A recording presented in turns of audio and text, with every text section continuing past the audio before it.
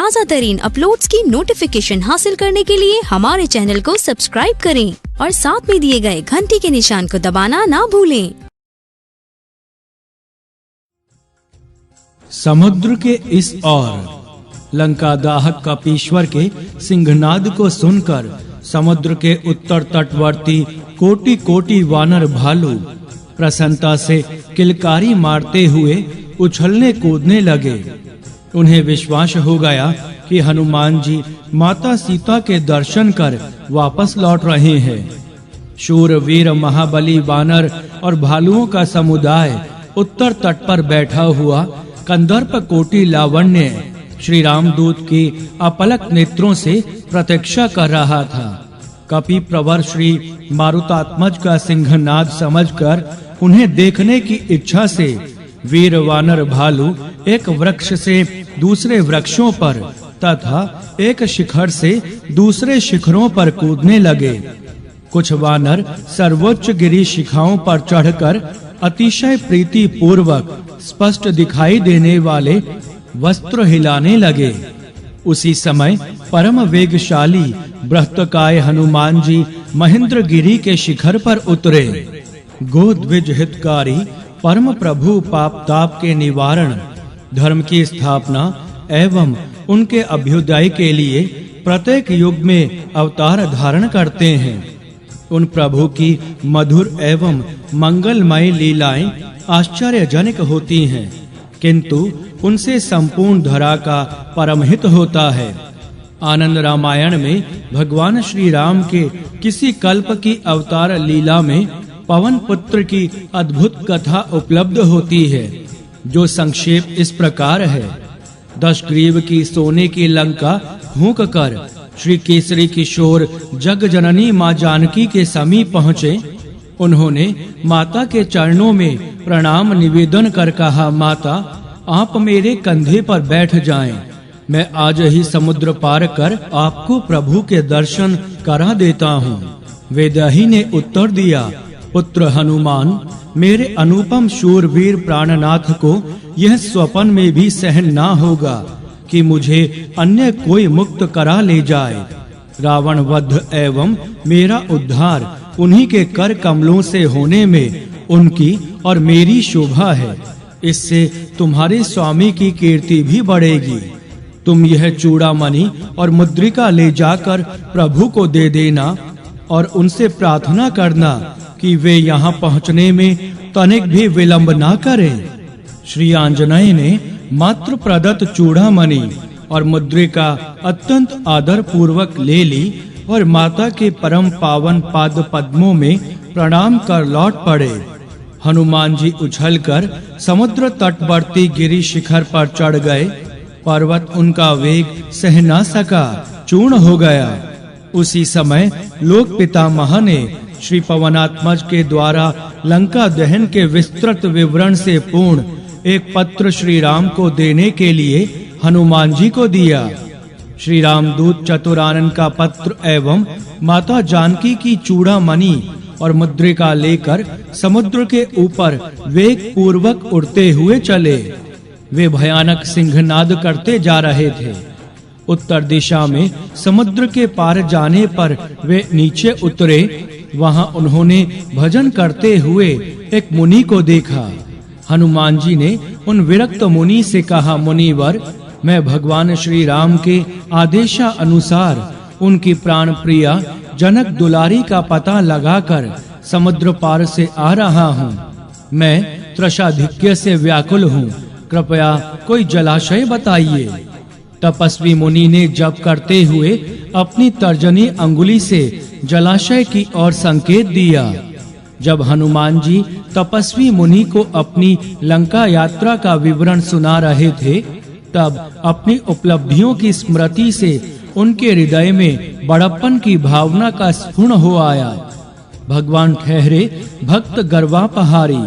वे श्री हनुमान जैसे आदर्श सेवक के हृदय में बड़प्पन की भावना का सूक्ष्म से सूक्ष्म स्फुरण भी कैसे सहन कर सकते थे।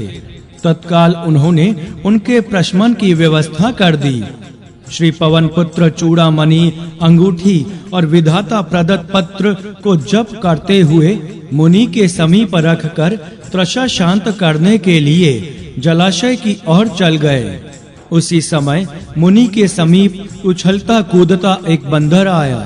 उसने उस मुद्रिका को उठाकर साधु के समीप रखे हुए कमंडल में डाल दिया और फिर वहां से चला गया। जल ग्रहण कर हनुमान जी लौटे। उन्होंने चूड़ामणि और पत्र के साथ मुद्रिका ना देखकर मुनि से कहा, मुनिनाथ वह मुद्रिका क्या हुई? मुनि ने कमंडल की ओर संकेत किया। हनुमान जी ने कमंडलू में हाथ डाला तो एक ही साथ उसी आकार प्रकार एवं रूप रंग की श्री राम नामांकित शत मुद्रिकाएं निकल आईं। श्री पवन पुत्र ने पुनः कमंडलू में हाथ डाला, फिर वैसी ही सैकड़ों मुद्रिकाएं निकली। उन्होंने कमंडल से सहस्त्रों अंगूठियां निकाली, पर कमंडलों की अंगूठियां समाप्त ही नहीं हो रही थीं। उनकी लाई हुई अंगूठी कौन सी थी? महावीर अंजना नंदवर्धन समझ ना सके। उनके आश्चर्य की सीमा ना रही। चकित श्री पवन नंदन ने मुनि से पूछा, मुनिराज इतनी मुद्रिकाएं कहां से आईं और इनमें मेरे द्वारा लाई हुई मुद्रिका कौन सी है? वयोवृद्ध मुनि जी ने उत्तर दिया, प्रत्येक अवतार में श्री सीता हरण के उपरांत जब जब श्री राघवेंद्र सरकार ने पवन कुमार को उनका पता लगाने के लिए भेजा है, तब तब हनुमान लंका में माता सीता से मिलकर यहाँ अंगूठियां रखी हैं और बंदरों ने उनको उठाकर इस कमंडलू में डाल दिया है। इनमें तुम अपनी अंगूठी पहचान कर लो। हनुमान जी का गर्वांकुर नष्ट हो गया। आश्चर्यचकित हनुमान जी ने मुनि से पूछा, मुनीश्वर आज तक कितनी बार श्री राम ने अवतार ग्रहण किया है? मुनि ने उत्तर दिया, कमंडलू से मुद्रिकाएं निकाल कर गिन लो।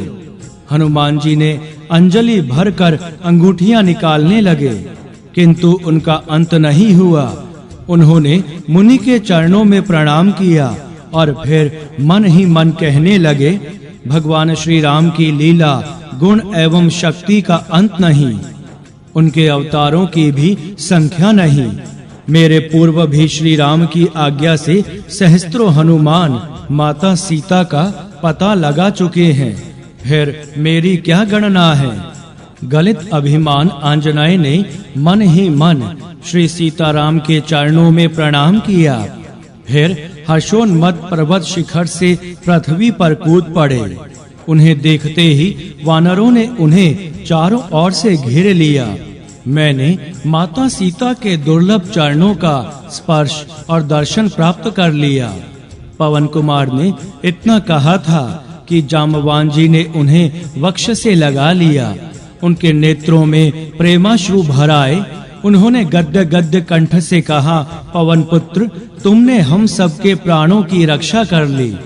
माता सीता का पता लग जाने के संवाद से वानर प्रसन्नता से किलकारी मारते हुए कूदने लगे।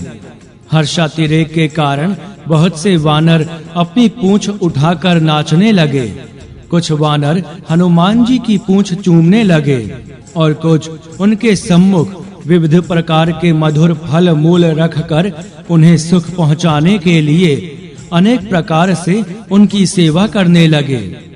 हनुमान जी ने किसी के चरणों में प्रणाम किया तो किसी का आलिंगन किया, किसी के सिर पर हाथ रखकर आशीर्वाद दिया तो किसी की पीठ ठोककर उसकी प्रशंसा की। समर्थ श्री रुद्रांश कुछ ही क्षणों में समस्त वानर भालुओं से मिल लिए।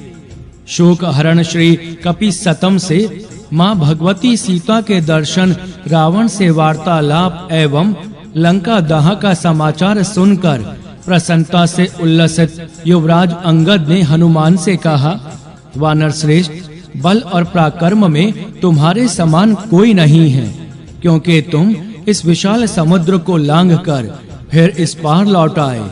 कपि शिरोमणि, एकमात्र तुम ही हम लोगों के जीवन दाता हो। तुम्हारे प्रसाद से ही हम सब लोग सफल मनोरथ होकर श्री रामचंद्र जी से मिलेंगे। अपने स्वामी श्री रघुनाथ जी के प्रति तुम्हारी भक्ति अद्भुत है। तुम्हारा पराक्रम और धैर्य भी आश्चर्यजनक है। अत्यंत सौभाग्य की बात है कि तुमने परम वैदेही का दर्शन प्राप्त कर लिया है। अब इस सुखद संवाद से श्री राघवेंद्र का वियोग जनित शोक भी दूर हो जाएगा।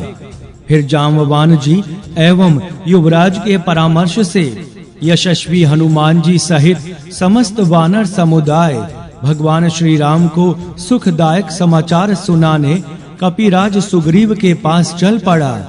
हनुमान जी आगे आगे चले और उनके पीछे प्रसन्नता में भरा हुआ वानरों का विशाल समुदाय उछलता कूदता चलने लगा।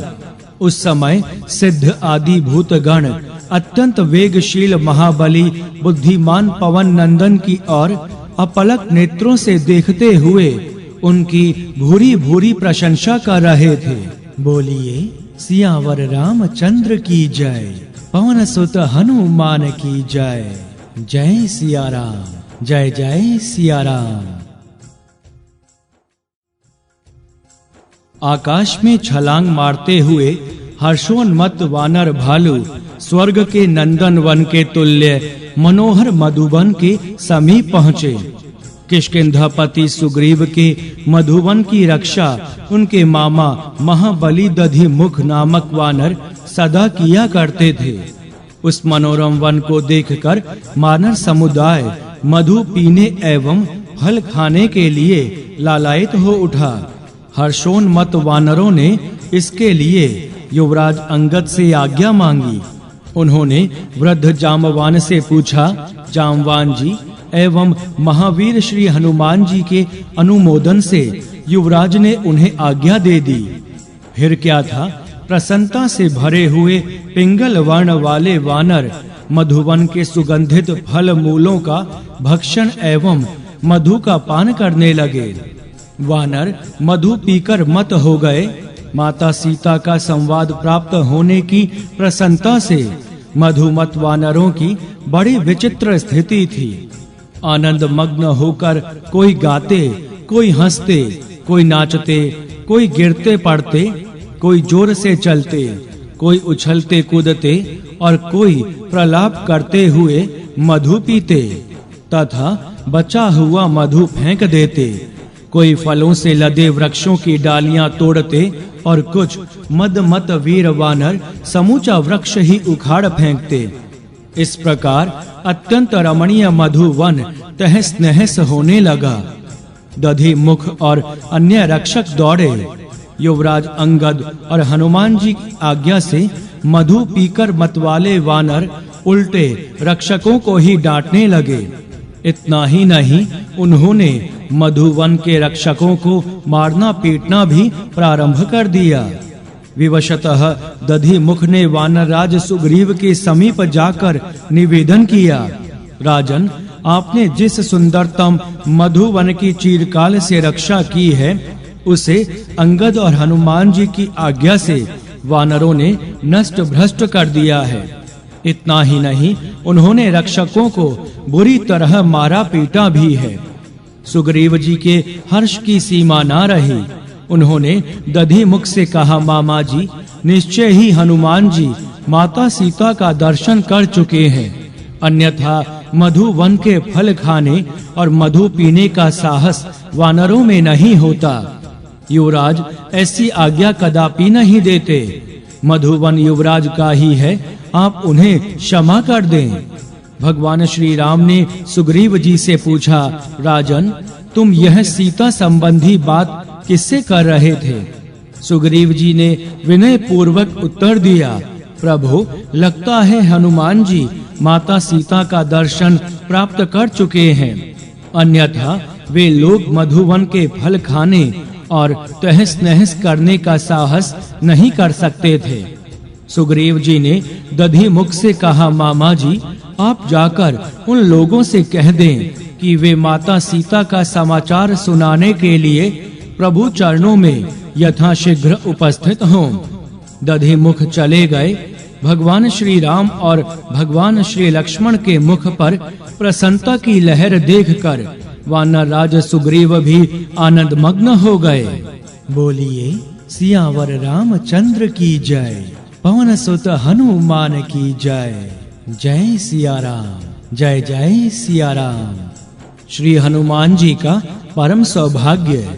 महाबली दधिमुख के द्वारा वानर राज सुग्रीव का आदेश प्राप्त होते ही महामती जाम्बवान जी, युवराज अंगद जी और श्री हनुमान जी विशाल वानर समुदाय के साथ आकाश में उड़ चले। उस समय प्रवर्षण गिरी के शिखर पर श्री राघवेंद्र की पर्णकुटी थी। प्रभु भाई लक्ष्मण के साथ कुटिया के बाहर स्फटिक शिला पर आसीन थे। समीप ही वानर राज सुग्रीव बैठे थे। दूसरे क्षण ही प्रसन्न वानर समूहों के साथ अंगद जी को आकाश मार्ग से उड़ते हुए आते देखकर वानर राज सुग्रीव जी ने कमल नयन श्री राघवेंद्र से कहा, प्रभु धैर्य धारण कीजिए। निसंदेह पवन नंदन ने श्री माँ सीता जी का पता लगा लिया है, अन्यथा अवधि समाप्त हो जाने पर युवराज इतने उल्लास से नहीं लौटते। मति सतम इस कार्य को सिद्ध करने में हनुमान जी के सिवा और कोई कारण बना हो ऐसा संभव नहीं है। वानर शिरोमणि हनुमान जी में ही कार्य सिद्धि की शक्ति और बुद्धि है। उन्हीं में उद्योग पराक्रम और शास्त्र ज्ञान भी प्रतिष्ठित हैं।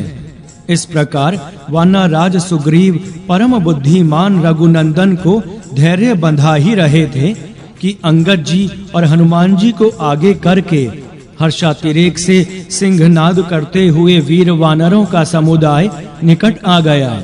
उन्हें देखकर सुग्रीव जी ने प्रसन्नता पूर्वक अपनी पूंछ ऊपर उठा दी।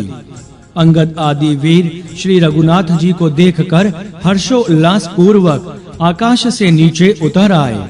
समस्त वानरों ने सानुज श्री राम एवं सुग्रीव जी के चरणों में प्रणाम किया और पवन कुमार हनुमान जी दौड़कर राघवेंद्र के भुवन पावन चरण कमलों में लेट गए। प्रभु के दर्शन कर उनके आनंद की सीमा ना रही। उन्होंने कहा, स्वामी माता सीता सतत्व के कठोर नियमों का पालन करती हुई शरीर से सकुशल हैं। मैंने जगजननी जानकी जी का दर्शन किया है। हनुमान जी के इस वचन से श्री राम लक्ष्मण और किष्किंधापति सुग्रीव की प्रसन्नता की सीमा ना रही। श्री रघुनाथ जी ने अतिशय प्रीति और आदर पूर्वक हनुमान जी की ओर देखा। हनुमान जी प्रभु चरणों में पुनः पुनः प्रणाम कर सुमित्रा नंदन एवं सुग्रीव जी को भी प्रणाम कर हाथ जोड़े परम प्रभु के मुखारविंद की ओर अपलक दृष्टि से देखने लगे। भगवान श्री राम ने हनुमान जी से पूछा, वायुनंदन देवी सीता कहाँ हैं? वे कैसी हैं? मेरे प्रति उनका कैसा भाव है? तुम विदेह कुमारी सीता जी का पूरा समाचार सुनाओ। श्री पवन कुमार ने पहले दक्षिण दिशा की ओर मुख करके माता सीता के उद्देश्य से श्रद्धा पूर्वक प्रणाम किया।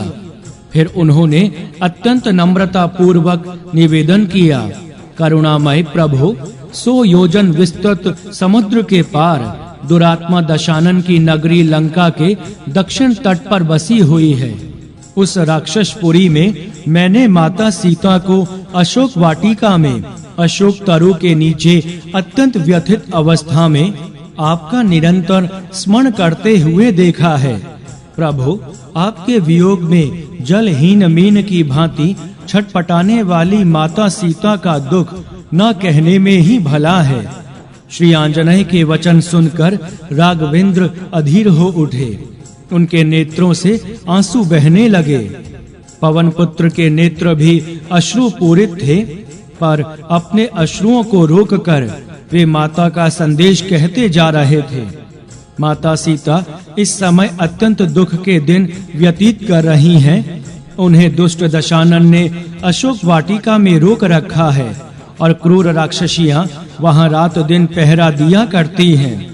उनके शरीर पर एक मैली साड़ी है और उनके सुंदर केश उलझकर जटा की तरह बन गए हैं। इस प्रकार एक वेणी धारण किए वे सतत आपकी चिंता में डूबी रहती हैं। माता जानकी नीचे पृथ्वी पर सोती हैं।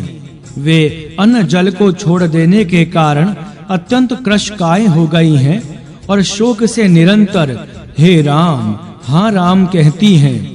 इस प्रकार माता सीता को मैंने आपकी भक्ति से प्रेरित कठोर तपस्या करते एवं दुस्सह कष्ट सहते हुए देखा है।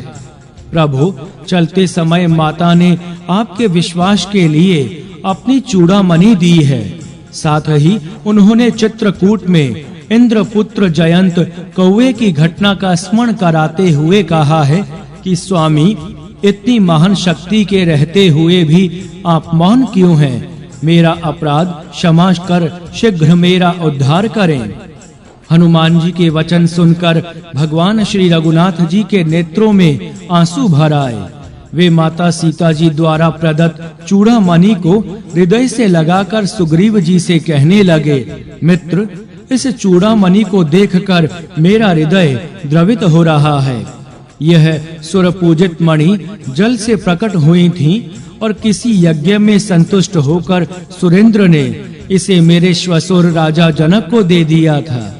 इस मणि रत्न को उन्होंने विवाह के अवसर पर सीता जी को दिया, जो सदा मेरी प्रिय सीता के सीमंत पर सुशोभित होती रही।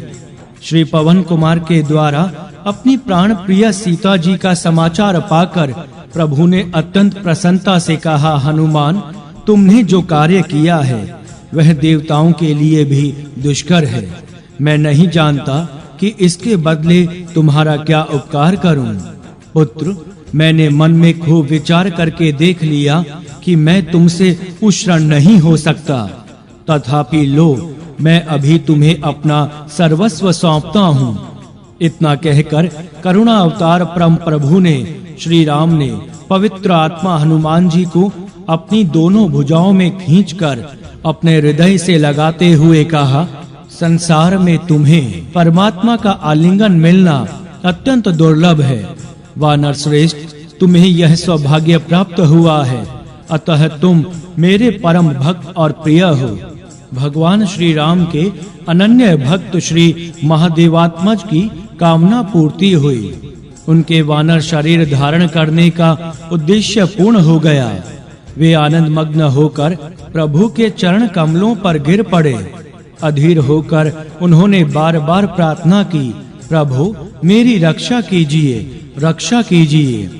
भक्त वत्सल प्रभु श्री राम ने हनुमान जी से पूछा, तुम विशाल समुद्र लांघकर लंका में कैसे पहुँचे? वहाँ तुम देवी सीता से कैसे मिले और उन्होंने क्या कहा? लंकाधिपति रावण का दुर्ग और उनकी शक्ति कैसी है, यह तुम मुझसे विस्तार पूर्वक कहो। हनुमान बोलिए, सियावर रामचंद्र की जय, पवन सुत हनुमान की जय। जय सिया राम, जय जय सिया राम। लंका यात्रा का विवरण। प्रभु के मुखारविंद की ओर निहारते हुए हाथ जोड़े विनीतात्मा पवन पुत्र ने कहा, प्रभु मैं सर्वथा पशु और उसमें भी तुच्छ चंचल वानर हूँ। मुझ में विद्या, बुद्धि और शक्ति ही कितनी है, किंतु आपके प्रताप से तो रूई भी बड़वाग्नि को जला सकती है। इस प्रकार किष्किंधापति के आदेश से माता जानकी के दर्शनार्थ मैं खेल खेल में उछला और आकाश में उड़ता हुआ लंका के सागर तट पर पहुंच गया। वहां राक्षसों की दृष्टि से बचने के लिए रात्रि में सूक्ष्म रूप से माता जानकी को ढूंढने लगा। दशानन की प्रिय अशोक वाटिका में अशोक वृक्ष के तले शोक मग्ना माता के दर्शन कर मैं अधीर हो गया। मैं वृक्ष पर पत्तों में छिपकर बैठा ही था कि वहां क्रूर दशानन आ पहुंचा।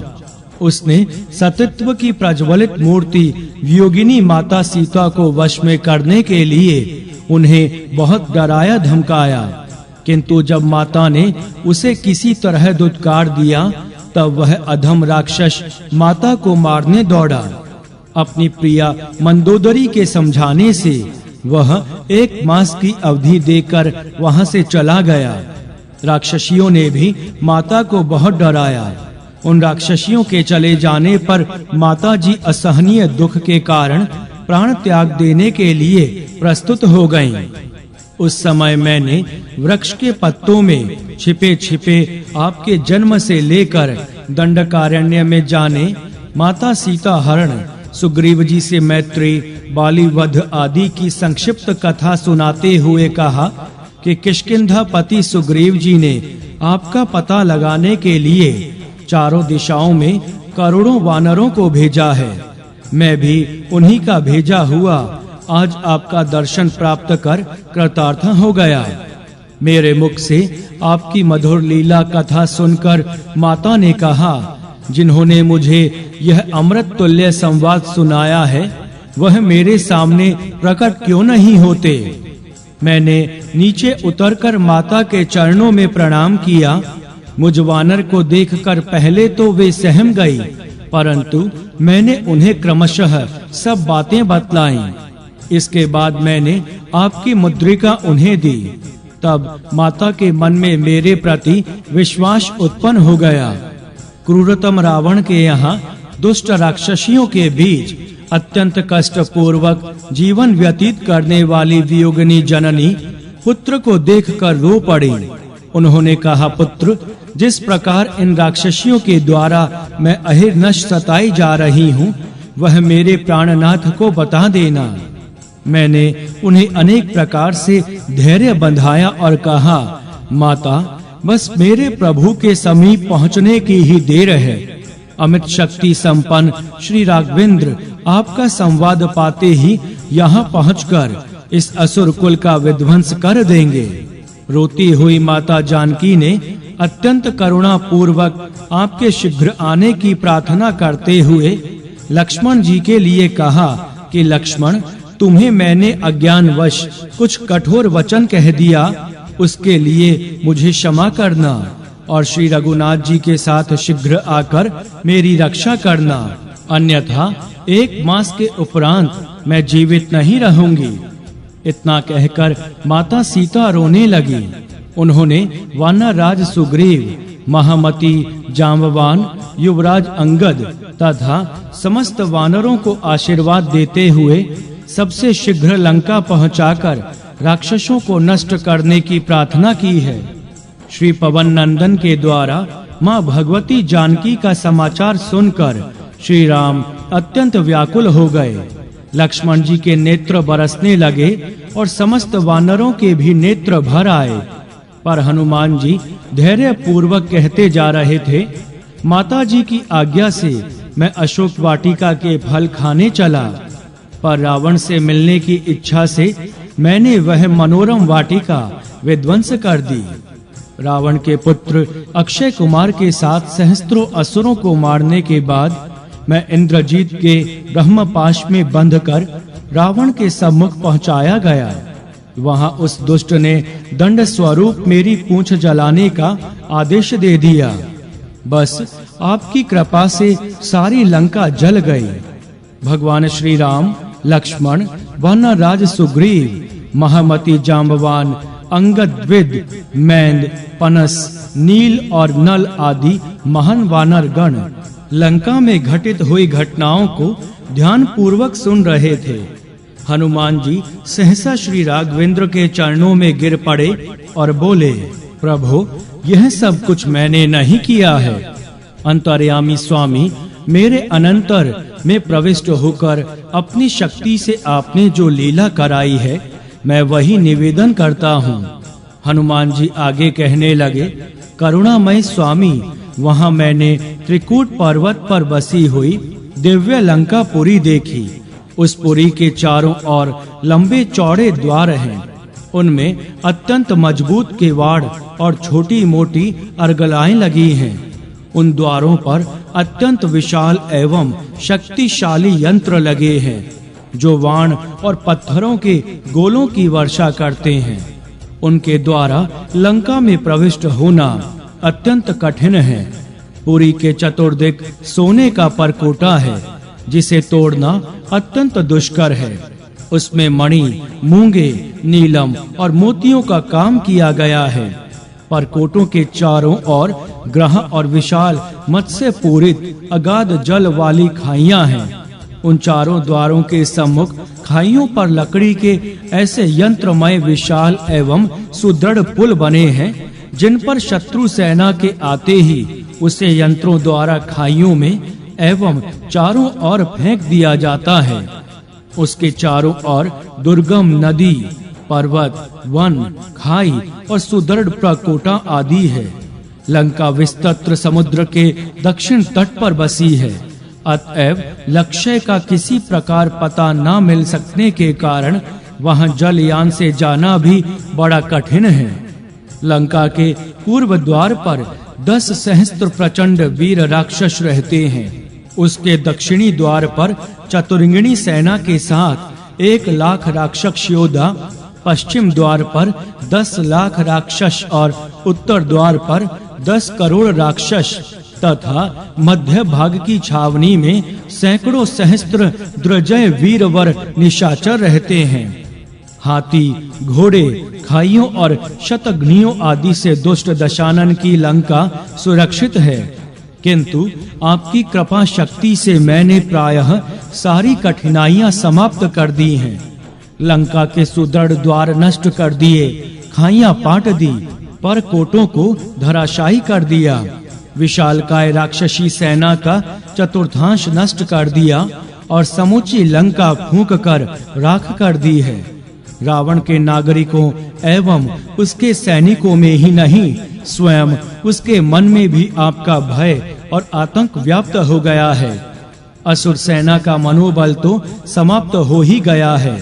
अतएव अब अविलंब शत्रु पर आक्रमण करना ही उचित प्रतीत होता है। दुख शमन महावीर हनुमान जी सारा संवाद सुनाकर नवनीरद वपु प्रभु श्री राम के मुखारविंद की ओर अपलक दृष्टि से देखने लगे। हनुमान जी के वचन सुन प्रभु ने अत्यंत प्रसन्न होकर कहा, हनुमान ने जो कार्य किया है उसका करना देवताओं के लिए भी कठिन है। पृथ्वी तल पर और कोई उसका मन से भी स्मरण नहीं कर सकता। भला ऐसा कौन है जो 100 योजन विशाल समुद्र को लांघने और राक्षसों से सुरक्षित लंकापुरी का ध्वंस करने में समर्थ हो। हनुमान जी ने सुग्रीव के सेवक धर्म को खूब निभाया। संसार में ऐसा ना कोई हुआ और ना कोई आगे होगा ही। उसने माता जानकी जी का पता लगाकर मुझको तथा रघुवंश, लक्ष्मण, सुग्रीव आदि सभी को बचा लिया है। इसके बाद सीतापति श्री राम ने किष्किंधापति से कहा, मित्रवर सुग्रीव, इस समय विजय नामक मुहूर्त व्यतीत हो रहा है। अतएव तुम समस्त सैनिकों को इसी समय प्रस्थान करने के लिए आदेश प्रदान करो। इस मुहूर्त में यात्रा करके मैं निश्चय ही समस्त राक्षसों सहित द्रजय दशानन को नष्ट करके देवी सीता को ले आऊंगा। फिर क्या था, सुग्रीव जी ने तुरंत किष्किंधा के शासन प्रबंध की व्यवस्था की और अत्यंत उल्लास पूर्वक उन्होंने समस्त यूथपतियों एवं वानरों को कूच करने की आज्ञा दे दी। वीर वानरों के मन में लंका को पीस डालने का अत्यधिक उत्साह भरा था। वे सब एक स्वर में बोल उठे, श्री सीताराम की जय, सानुज श्री राम की जय। बोलिए सियावर रामचंद्र की जय, पवन सुत हनुमान की जय। जय सिया राम, जय जय सिया राम। सुग्रीव जी की ओर से कोटि कोटि वीर वानरों और रीछों की महान सेना प्रस्थित हुई। सबके मन में हर्ष एवं उत्साह भरा था। उस विशाल सेना के मध्य वल्कल पहने, जटाजूट बांधे और तुणीर कसे हुए वीरवर कमल नयन श्री राम परम सौभाग्यशाली हनुमान जी के कंधे पर बैठकर चले। वीरवर लक्ष्मण युवराज अंगद के कंधे पर बैठे थे। सुग्रीव दोनों भाइयों के साथ चल रहे थे। गज, गवाक्ष, मैंद, द्विद, नल, नील, सुषैण और जामवान तथा अन्य शत्रु हंता सेनापति गण सेना के चारों ओर सावधानी पूर्वक देखते जा रहे थे। अत्यंत चंचल वीर वानर युद्धपतियों के आदेश एवं सुग्रीव के भय से सर्वथा अनुशासित बड़े वेग से उछलते कूदते गरजते फल खाते और मधु पीते दक्षिण दिशा की ओर चल रहे थे। उन वानर वीरों के सौभाग्य का क्या कहना, जो सुर मुनि दुर्लभ निखिल सृष्टि के स्वामी दयाधाम श्री राम के कार्य के लिए उन्हीं के साथ आनंद पूर्वक प्रयाण कर रहे थे। उनके सौभाग्य को देख देख कर इंद्र आदि देवगण मन ही मन उनकी प्रशंसा कर रहे थे। भगवान श्री राम के प्रसन्नता पूर्वक प्रस्थान करते ही माता जानकी का वाम नेत्र और उनकी बाईं भुजा फड़कने लगी। उसी समय लंका में अनेक प्रकार के अपशकुन होने लगे, जिन्हें देखकर असुर कुल मन ही मन चिंतित हो उठा। वानरों की वह विशाल वाहिनी तनिक भी विश्राम किए बिना रात दिन चलती रही। वे लोग श्री राघवेंद्र के साथ मलयांचल और सह्याद्री के मनोरम वनों का दृश्य देखते और उन पर्वतों को पार करते हुए अंत में महान नीलोदधि के तट पर जा पहुँचे। वहां वानरों ने अत्यधिक प्रसन्नता से गर्जना की, जय श्री राम, जय श्री सीताराम। कोटि कोटि वानरों की सामूहिक गर्जना के सम्मुख महान समुद्र की भयानक गर्जना मंद पड़ गई।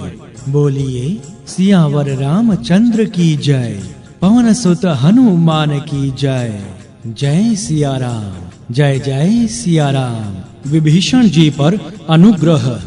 महान वीर वान भालुओं की विशाल वाहिनी के साथ सीतापति श्री राम समुद्र तट पर पहुंच गए। इस संवाद से लंका में बेचैनी फैल गई।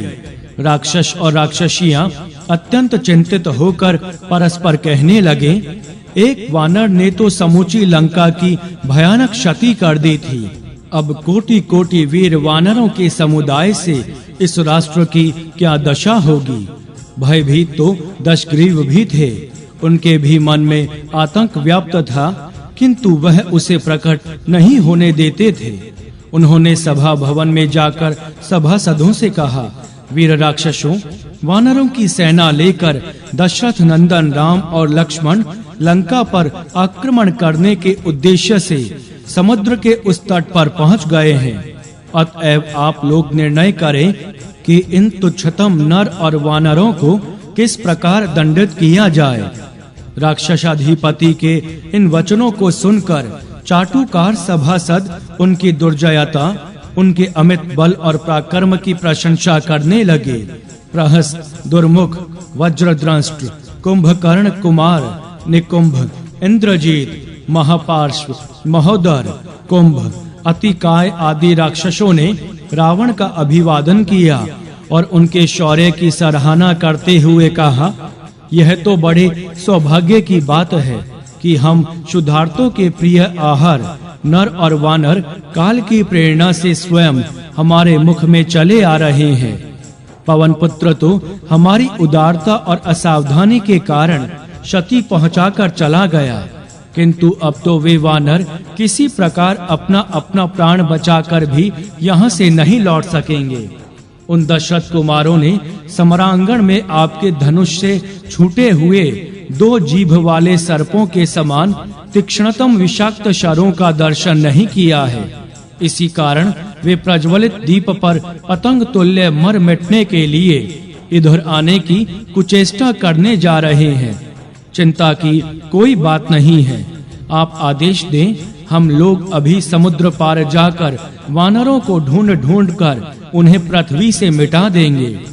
रावण के सिर पर तो मृत्यु नाच रही थी, इसी कारण इस प्रकार की चाटुकारिता भरी बातें उसे प्रिय लग रही थीं।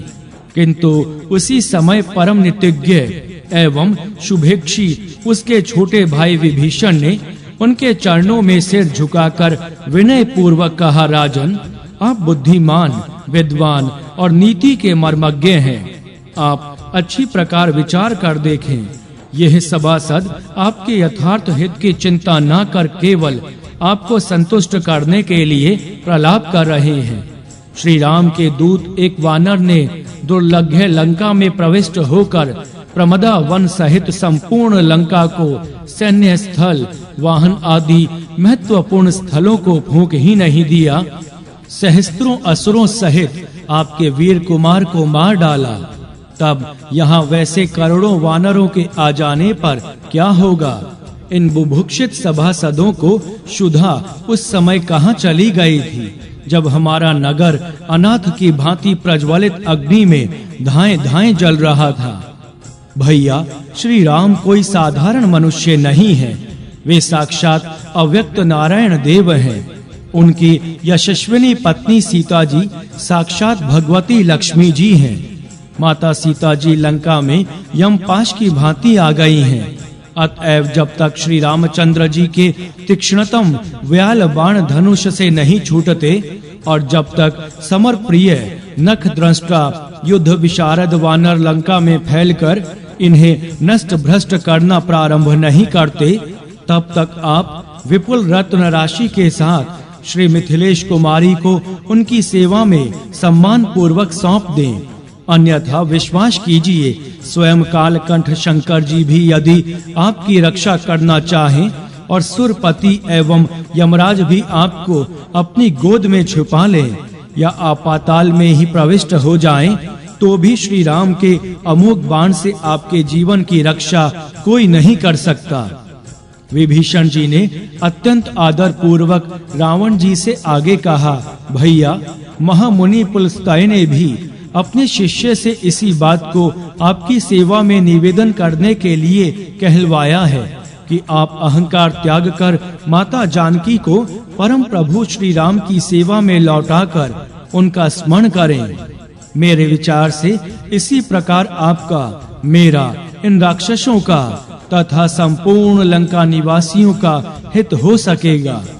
विभीषण जी का सत परामर्श सुनकर उनके नाना माल्यवान, जो बड़े बुद्धिमान एवं उनके सचिव भी थे, बहुत प्रसन्न हुए। उन्होंने दशग्रीव से विनम्रता पूर्वक कहा, स्वामी, आपके छोटे भाई परम नीतिज्ञ विभीषण ने सर्वथा उचित बात कही है। इनकी बात स्वीकार कर लेने में ही मंगल है, किंतु काल प्रेरित दशानन के हित के वचन प्रिय नहीं लगे। उन्होंने क्रुद्ध होकर कहा, अरे शत्रुओं की प्रशंसा करने वाले इन दोनों मूढ़ असुरों को यहाँ से निकाल कर बाहर करो। रावण के वचन सुनकर माल्यवान तो अपने घर चले गए, किंतु विभीषण ने अपने भाई के हित के लिए पुनः विनय पूर्वक निवेदन किया, भैया, आप कृपा पूर्वक अपने हित की बात सोचें। आप प्रत्यक्ष देख रहे हैं कि विदेह कुमारी सीता जी के लंका में प्रवेश के भय से ही यहाँ बार-बार अमंगलजनक शकुन हो रहे हैं। उनकी सुस्पष्ट सूचना देने में आपके मंत्री संकोच करते हैं।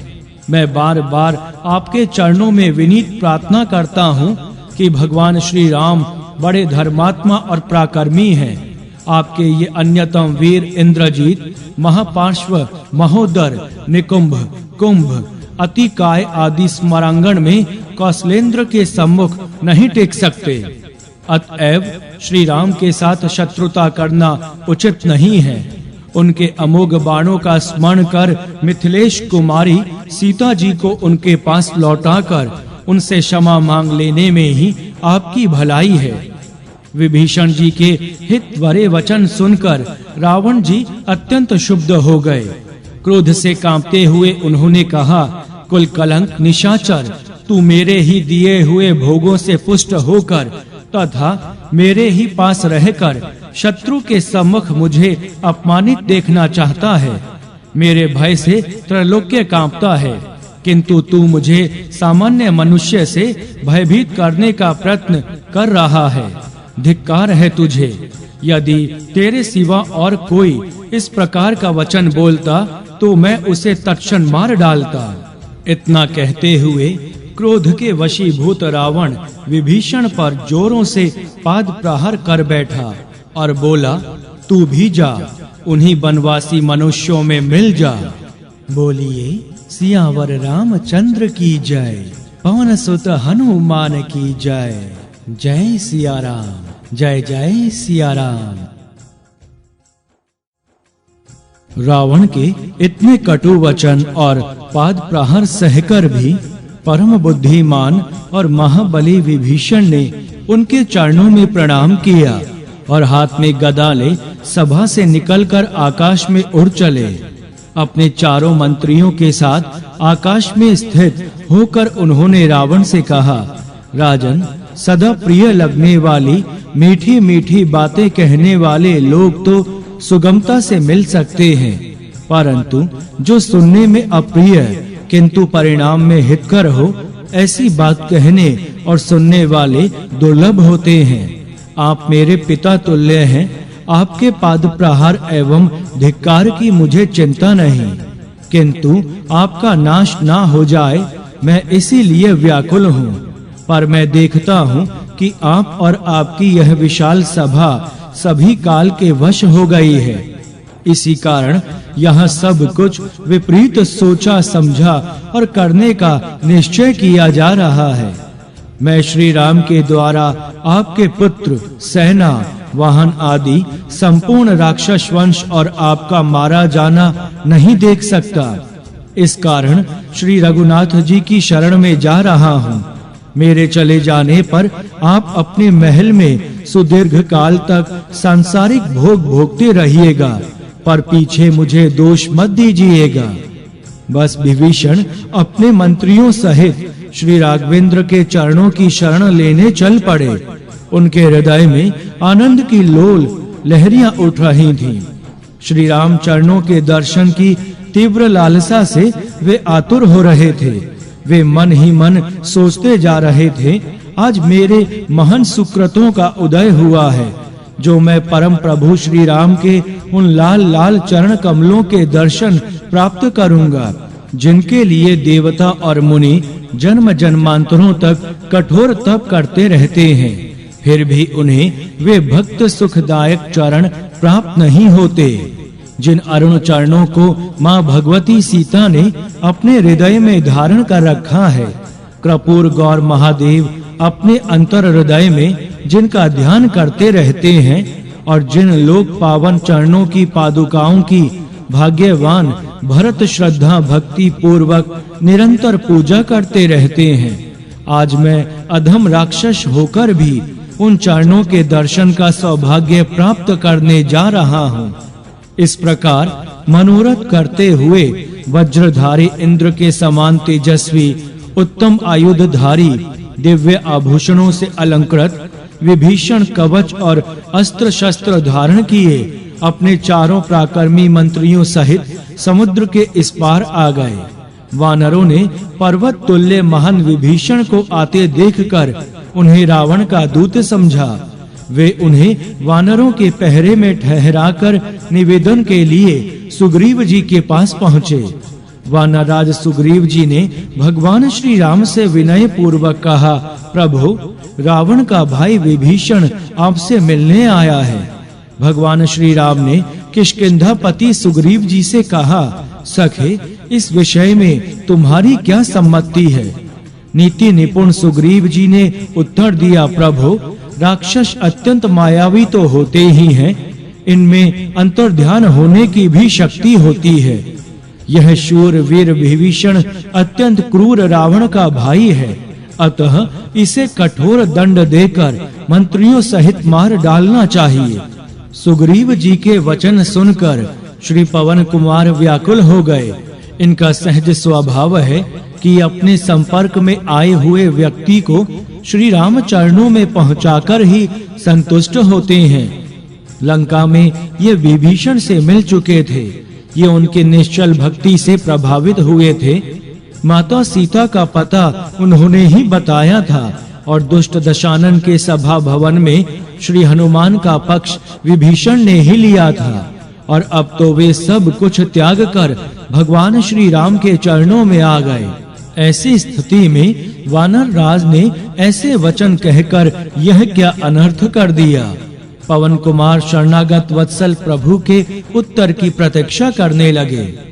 भक्त सर्वस्व प्रभु श्री राम ने सुग्रीव जी से कहा, सखे, तुमने नीति की तो बड़ी सुंदर बात कही, किंतु शत्रु दुखी हो या अभिमानी, यदि वह अपने विपक्षी की शरण में आ जाए तो शुद्ध हृदय वाले श्रेष्ठ पुरुष को अपने प्राणों का मोह छोड़कर उसकी रक्षा करनी चाहिए। यदि शरण में आया हुआ पुरुष संरक्षण ना पाकर उस रक्षक देखते देखते नष्ट हो जाए तो वह उसके सारे पुण्यों को अपने साथ ले जाता है।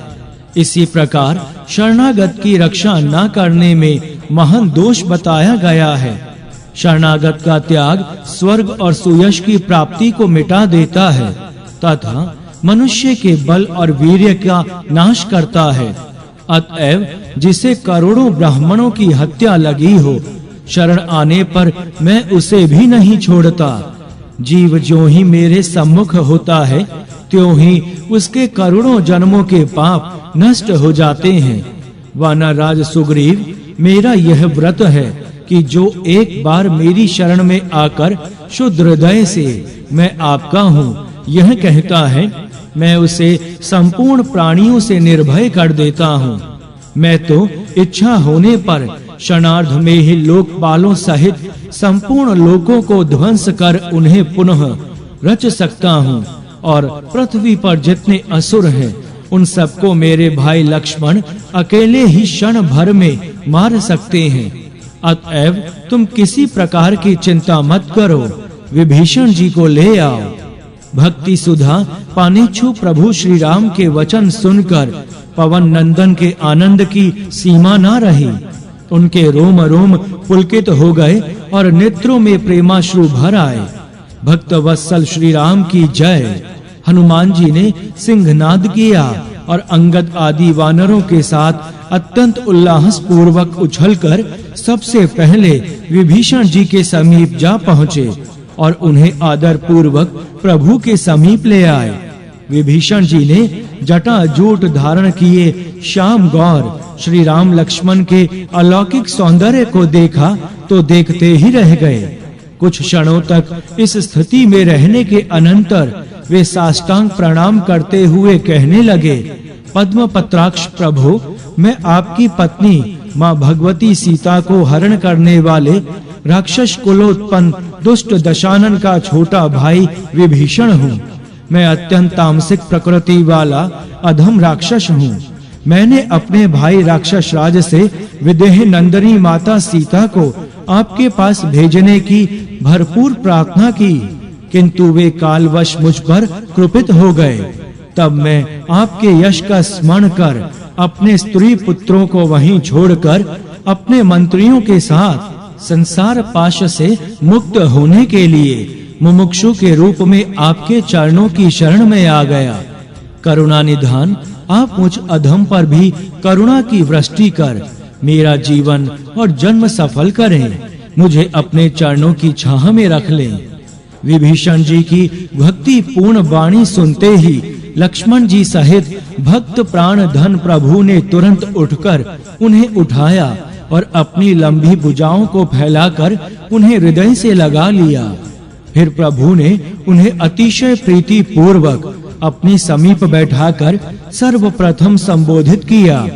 लंकेश, गद्द गद्द कंठ से भगवान का स्तवन करते हुए विभीषण ने निवेदन किया, प्रभु, मैं आपके सुर मुनि दुर्लभ त्रयताप हर चरण कमलों का दर्शन करके कृतार्थ हो गया।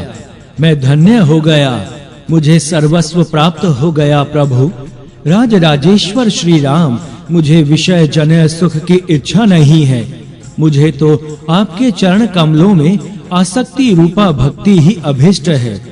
किंतु श्री राघवेंद्र ने अनुज सौमित्र से कहा, लक्ष्मण, मेरे दर्शन का फल इन्हें अभी प्राप्त होना चाहिए। तुम सिंधु का जल ले आओ। सीतापति श्री राम की आज्ञा प्राप्त होते ही लक्ष्मण कलश में समुद्र का जल ले आए और प्रभु के आदेश से मुख्य मुख्य वानरों के बीच विभीषण जी को लंका के राज्य पद पर अभिषिक्त कर दिया। जिस संपत्ति को रावण ने अपने 10 सिर चढ़ाकर भगवान शंकर से प्राप्त किया था, वही महान संपत्ति हनुमान जी के अनुग्रह से भगवान श्री राघवेंद्र जी ने विभीषण जी को अत्यंत संकोच पूर्वक प्रदान कर दी। यह देखकर समस्त वानर भालू प्रसन्न हो गए, किंतु हनुमान जी की प्रसन्नता की तो सीमा ही नहीं थी। सच तो यह है कि हनुमान जी की कृपा से ही असुर विभीषण परम प्रभु के प्रीति भाजन हुए। लंकाधिपति रावण से तिरस्कृत निराश्रित विभीषण जी श्री अंजना नंदन जी की कृपा से निखिल सृष्टि के स्वामी प्रभु के समीप ही नहीं पहुँचे, लंकाधीश ही नहीं हुए, प्रभु के सर्वथा आत्मीय और स्वजन हो गए। दयार्द हृदय हनुमान जी की दया का यह सजीव निदर्शन है। बोलिए सियावर रामचंद्र की जय, पवन सुत हनुमान की जय।